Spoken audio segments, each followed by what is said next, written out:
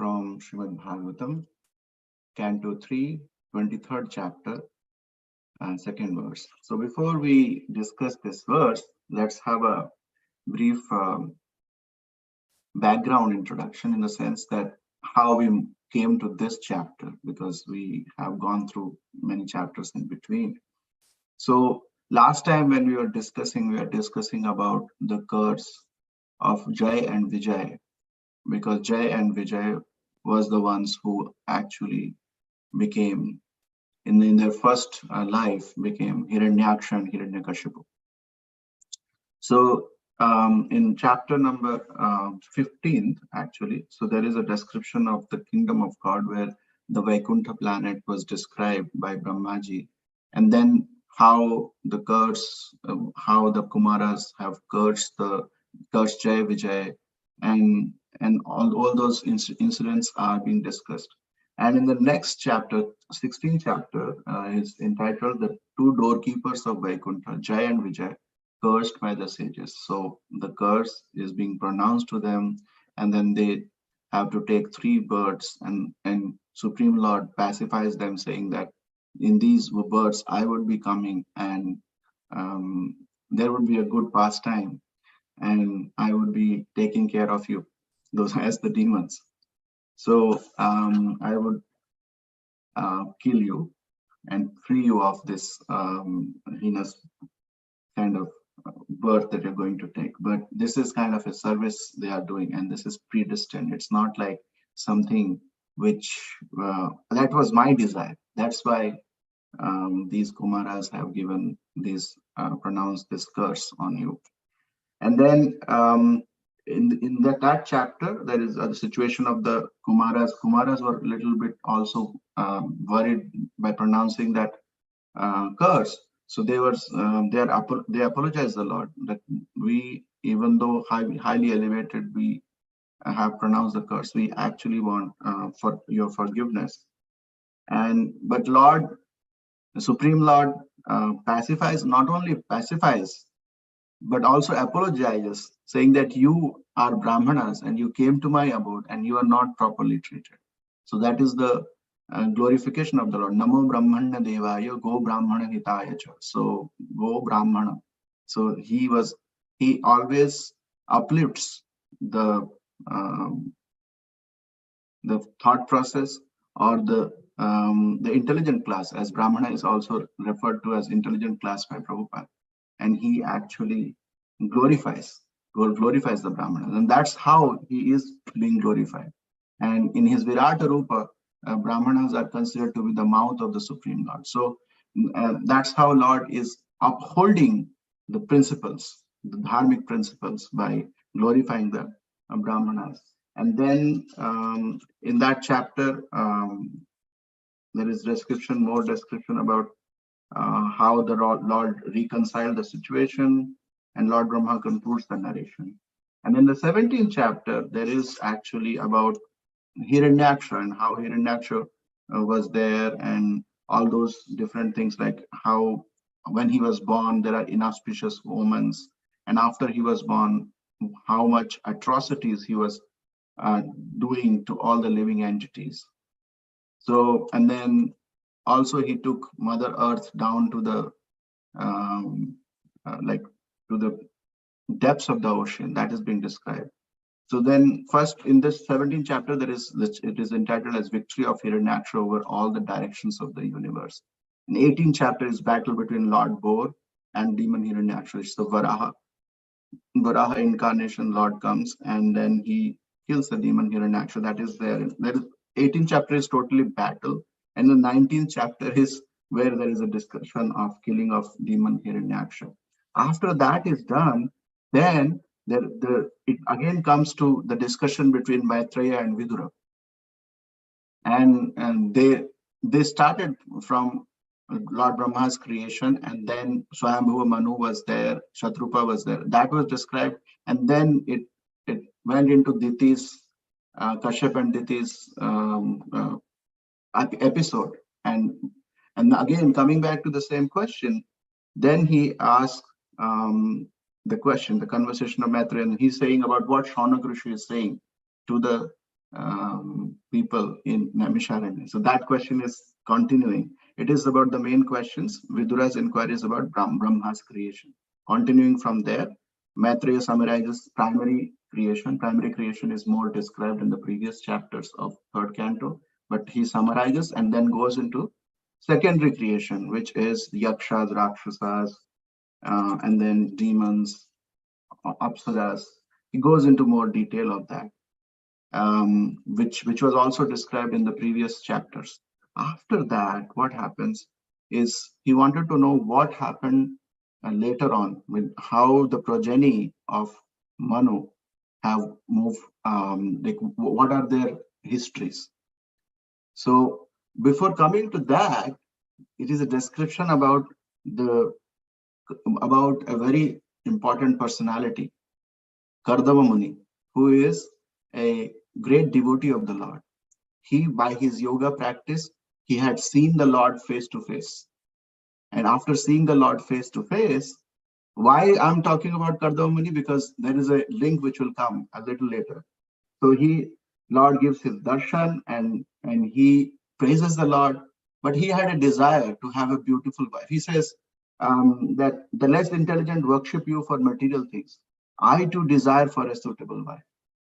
Because Lord Brahma wanted to have progenies to be produced. So that is one of the desires also there in the heart of Kardama Muni. Even though he saw the Lord, he had this desire and he was thinking that I also have that desire, even though I have seen you.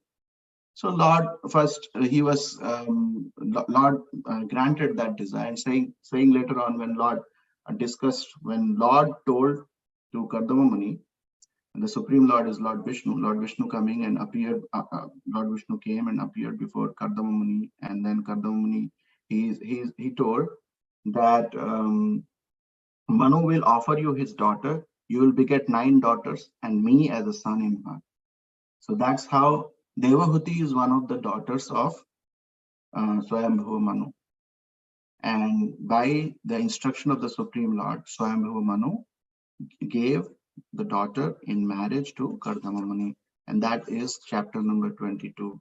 And in chapter number 23 is where, after giving the daughter in marriage, he went back to his abode. And it is described that because Kardama Muni was a simple ascetic and very great yogi and sadhu, he used to live a very simple life in an ashram. And Kardam and Devahuti, daughter of Swayambhuva Manu, had all the opulences. But how, after this marriage, she pleased Kardama Muni is being described in these verses that we are going to recite. So let's recite these verses. And these are 2 verses. So what I will do is that we'll go from this to 2 to 3. In tandem so that we can recite the both verses. Okay. So let's recite. Vishrambhenatma shauchena Vishrambhenatma Gauravena damena cha damena cha Shrushaya Shraubhadena Sushrushaya Sahridena Vacha Madhuraya cha bho Madhuraya Chavo Visujya Kamam Dambham cha Visrujya kamam dambam cha Dvesham Lobhamagham Madam Dvesham Lobham Magadam Madam Apramadhyata Nityam Apramattodyata Nityam Tejayisvam Atoshayat Tejyam Samatoshayat. Let's do another time. Vishrambhenatma sauchena Vishrambhena Atma Sauchena Gauravena damena cha Gauravena Damena cha Shrushaya Shraupurdena Sushrushaya Sahridena वाचा मधुरया च भोः वाचा मधुरया मधुरया च च भोः वो विसृज्य कामं दम्भं च विसृज्य विसृज्य कामं कामं दम्भं च दम्भं च द्वेषं लोभमघं मदम् द्वेषं द्वेषं लोभम् लोभमहं अगं मदम् मदम् अप्रमत्तोद्यतां नित्यम् अप्रमत्तोद्यता प्रमत्तोद्यतां नित्यम् नित्यम् तेजय्यां संयतोषयत् तेजीयां तेजीयां सम् समतोषयात् अतोषयात् विश्रम्भेणात्मशौचेन विश्रम्भेनात्मशौचेन विश्रम्भेनात्मशौचेन गौरवेण दमेन च गौरवेण गौरवेण दमेन च दमेन च शुश्रूषया सौहृदेन शुश्रूषया शुश्रूषया सौहृदेन सौहृदेन वाचा मधुरया च भोः वाचा वाचा मधुरया च मधुरया च भोः भो विसृज्य कामं दम्भं च विसृज्य विसृज्य कामं कामं दम्भं च दम्भं च द्वेषं लोभमघं मदम् द्वेषं द्वेषं लोभमहं लोभम् अगं मदम् मदम् अप्रमत्तोद्यता नित्यम् अप्रमत्तोद्यता अप्रमत्तोद्यता नित्यम् नित्यम् तेजियां सम्मतोषयत् तेजीयां तेजीयां समतोषयात् समतोषया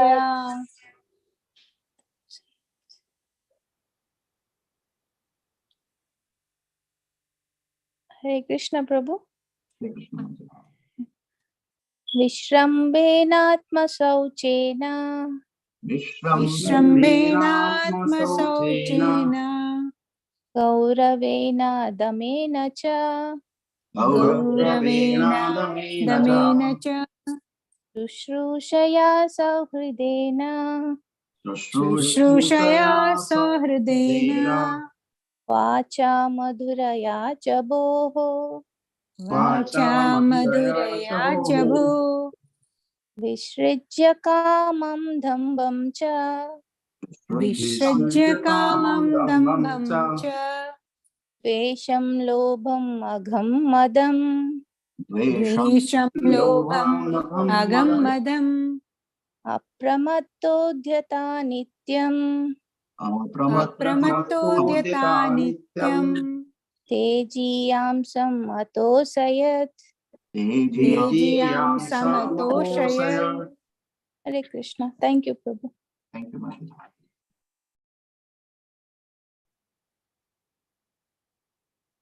हरे कृष्ण प्रभु I can try Please, Maharaj. विश्रम्भेणात्मशौचेन विश्रम्भेनात्मशौचेन विश्रम्भेनात्मशौचेन शौचेन गौरवेण दमेन च गौरवेण गौरवेण दमेन च दमेन च शुश्रूषया सहृदेन शुश्रूषया शुश्रूषया सहृदेन सहृदेन वाचा मधुरया च भो वाचा वाचा मधुरया च मधुरया च भोः भोः विसृज्य कामं दम्भं च विसृज्य विसृज्य कामं कामं दम्भं च दम्भं च द्वेषं लोभम् अगं मदम् द्वेषं द्वेषं लोभम् लोभमघं अघं मदम् मदम् अप्रमत्तोद्यता नित्यम् अप्रमत्तोद्यता अप्रमत्योद्यता नित्यम् नित्यम् तेजयां समतोषयत् तेजयां तेजीयां समतोषयत् समतोषयत् हरे कृष्ण हरे कृष्ण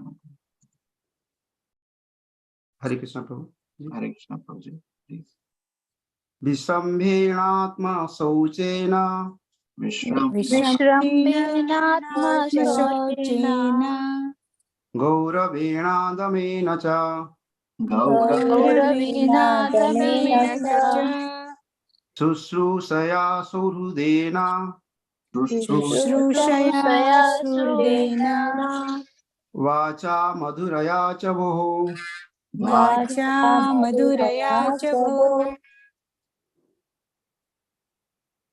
oh yes विसृज्य कामं दम्भं च विसृज्य कामं दम्भं च द्वेषं लोभमगं मदम् द्वेषं लोभं मगं मदम् अप्रमत्तोद्यता नित्यम् अप्रमद्योतता नित्यम् तेजीयां समतोषयत् तेजीयां समतोषयत्. Thank you, Thank Prabhuji. Thank you. So this is all the characteristics how Devahuti is pleasing Kardama Muni. And this is the duties of the wife is being described here and how she pleased Kardama Muni by her service. So first is about Vishramhena. Vishramhena is with intimacy. Atma Shauchena is with purity of mind. Gauravena Damena cha. So Gauravena here is with great respect she is doing that. And Daman means to, Damena means to control all the senses. Even though she is living in a very austere conditions, she is following all these instructions. Shrushrushaya Shrauhrudena. Shrushrushaya is means very beautiful. Shravan, from the Shravan, this word has come. Shrushrushaya is with service, with his senses. Shrauhrudena, with beautiful words. Shrauhrudena vacha. So beautiful, sweet words. Shrauhrudena is having, it is coming from the word Hridaya, right? So from the heart. Sahruda is a friend because he understands the heart of the other person. That's how it is being mentioned. And Madhuraya Vacha, beautiful, many sweet words, Chabho. And what else is there? Visujya, and she left what she left? Kamam, Dambham, Dvesham, Lobham, Agham, and Madam. So many different things. Kama is what? Is the lusty desires. Dambha is what? The pride. Dvesha is what? Is envy. Lobham, as you know, greed.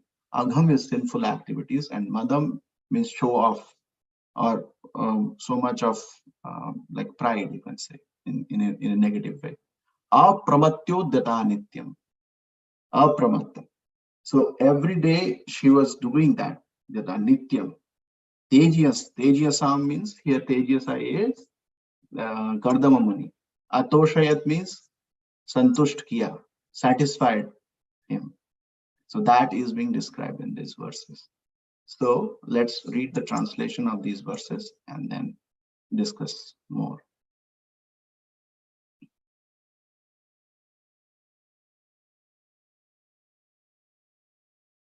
Oh, Hare Krishna Prabhuji. Okay. O Vidura, Devahuti served her husband with intimacy and great respect, with control of the senses, with love and with sweet words.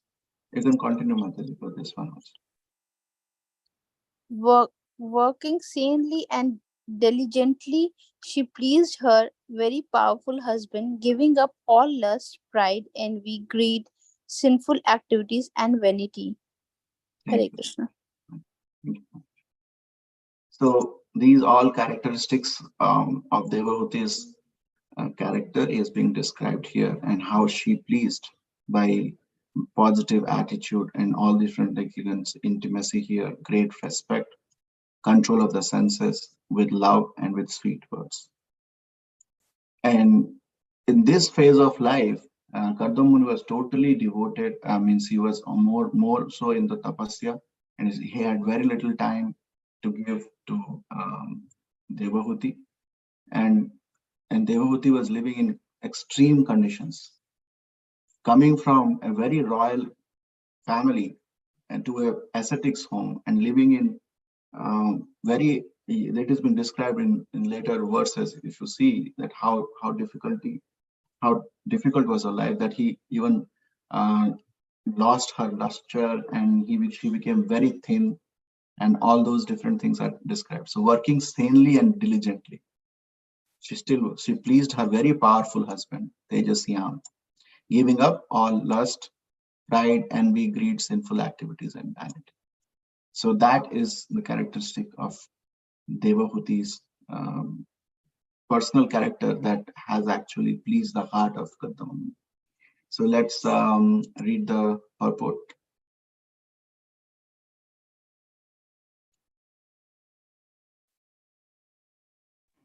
Hare Hare Krishna, Krishna. Prabhu. Hare Krishna. Here, two words are very significant. Devahuti served her husband in two ways, Vishrambena and Gauravena. These are two important processes in serving the husband or the Supreme Personality of Godhead. Vishrambena means with intimacy, and Gauravena means with great reverence. The husband is a very intimate friend. Therefore, the wife must render service just like an intimate friend, and at the same time, she must understand that the husband is superior in position, and thus she must offer him all respect. A man's psychology and woman's psychology are different. As constituted by bodily frame, a man always wants to be superior to his wife, and a woman, as bodily constituted, is naturally inferior to her husband. Thus, the natural instinct is that the husband wants to post himself as superior to the wife, and this must be observed. Even if there is some wrong on the part of the husband, the wife must tolerate it, and thus there will be no misunderstanding between husband and wife. Vishrambena means with intimacy, but it must not be familiarity that breeds contempt. According to the Vedic civilization, a wife cannot call her husband by name. In the present civilization, the wife calls her husband by name, but in Hindu civilization, she does not. Thus, the inferiority and superiority complexes are recognized. Damenacha, a wife has to learn to control herself even if there is a misunderstanding. Sauhridena, Sauhridena Vacha Madhuraya means always desiring good for the husband and speaking to him with sweet words. A person becomes agitated by so many material contacts in the outside world.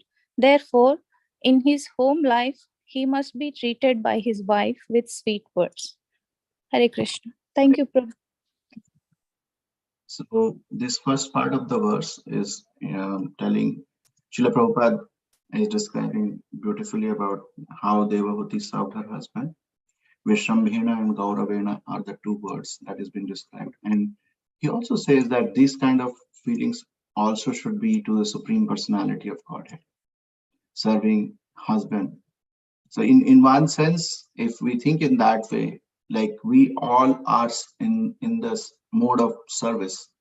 So the only Purusha is, like as you can see from Chaitanya Charitamrita, it says only Purusha is the Supreme Lord, and all other Prakriti or living entities are their servants or Prakriti, part of Prakriti, which is that. So that's why it says Vishrambhena, Supreme Personality of Godhead, also important process. Vishrambhena is with intimacy. So like a wife deals with his husband with intimacy and also with great reverence. Why great reverence is given? Because this is two things is given: must render service just like an intimate friend. At the same time, you must understand that the husband is. This is according to the Vedic civilization, that husband is superior in position because of different psychology. Psychology, man's psychology and women's psychology is different, as Srila Prabhupada explained. And that's why the bodily frame is such that a man always wants to be superior to his wife. And same way, Supreme Lord is superior to all the parts and parcels, if you see in the parallel there in that way. So it's naturally okay. So then Srila Prabhupada explains that the natural instinct is that the husband wants to put himself as superior to the wife, and this must be observed. Says this must be observed. Why he says this must be observed? Because if that is observed in that order, there is a law of nature which is always there. So if it is observed in that order, so there would be always peace and tranquility in the places. Like it's the same way that the four varnas work. Like for example, Brahmanas, Kshatriyas, Vaishyas and Shudras. If they work on their own way, they can please the Supreme Lord. This is Daivi Varnashram. I'm talking about Daivi Varnashram, not the caste system which people think in the Kali Yuga. So even there is some wrong on the part of the husband. So now this is something which is a very important thing. The wife must tolerate it. So it's on also on the other side. Also the truth is the truth, because in the Vedic civilization, the marriage is called very sacred, and that's why there is, and they used to, both the husband and wife used to understand each other's position and respect each other at their own level. So between husband and wife, Vishramehena means with intimacy, but it must not be, the point here is familiarity breeds contempt. We have seen that. When you become familiar, then you behave in a very different way, which is not contrary to what is expected. That's why it says, so according to Vedic civilization, a wife cannot call, this is something which is there from, and you might have heard your parents or most of us are also doing that. So in the present civilization, the wife calls her husband by name, but in Hindu civilization, she does not. That is what the custom is being described. So there is an inferiority and superiority complexes are there. But here he says, Damenaja, wife has to learn to control herself, even if there is a misunderstanding. Why? Because in the Vedic civilization, there are different work which is being attributed to the male person and to the female person, to the female husband and the wife. So husband used to take care of outside affairs, and women used to take care of the home and other different affairs. So that's what when a person becomes agitated by so many material contact in the outside world. So in home, he should be treated well with sweet words. And that also goes true for the other way around also. But this is a general trend which is being described in the Vedic civilization. Let's see the next verse, and then we can, let's see this one, the purport.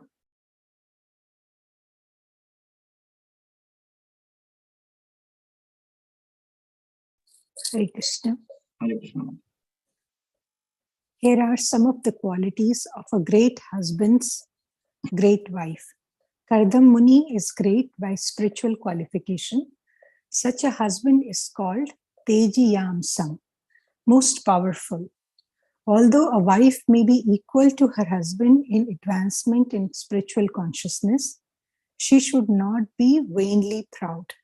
Sometimes it happened that the wife comes from a very rich family, as did Devhuti, the daughter of Emperor Swayambhu Manu. She could have been very proud of her parentage, but that is forbidden.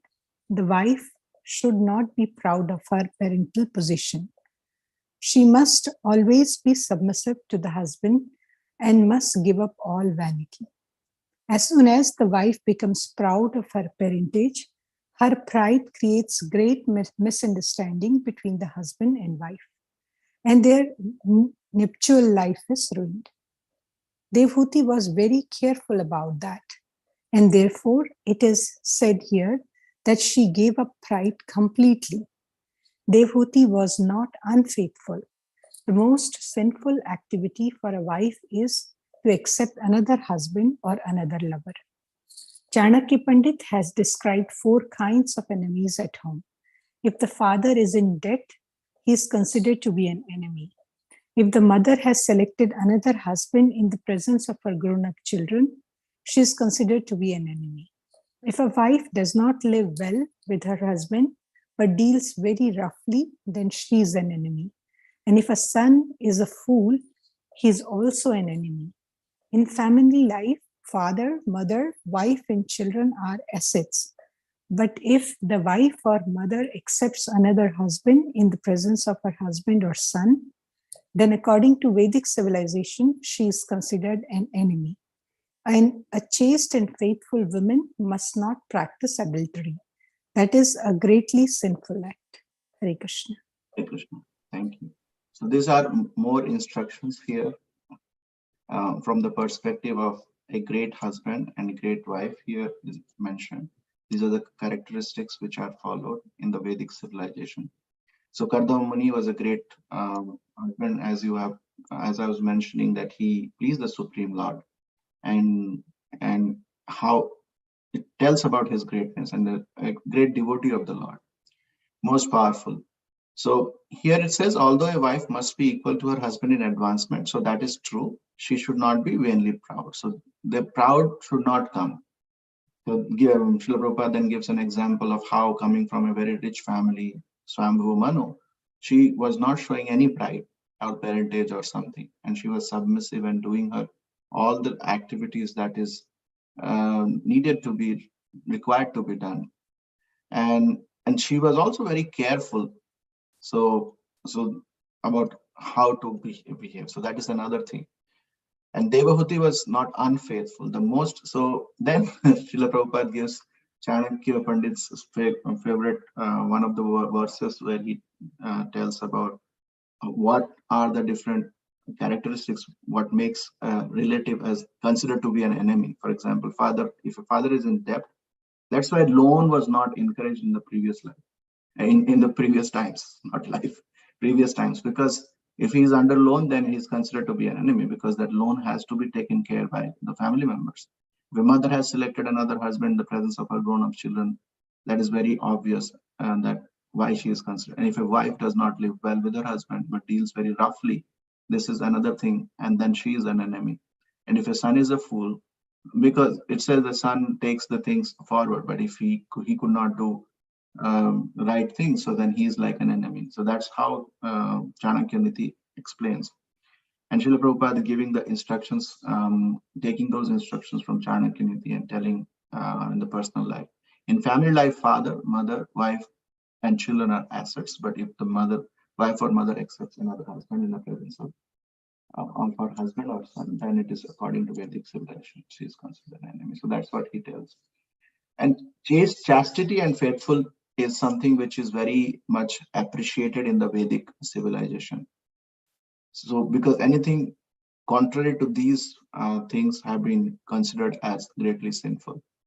So these verses tells about the qualities of a wife, a devoted wife to a great personality, but we can learn from it in our lives also. And also, if you see it in a bigger term, the qualities of a devotee towards the Supreme Lord should be in the mood of a very devoted wife to his husband in that context. Because then the mercy, then like the husband is pleased by the activity, same way the Supreme Lord would be pleased by the activity of a devotee. So these are the examples given here. So yeah, any thoughts here? We are actually gone out of time, but any discussion? I'm pausing here.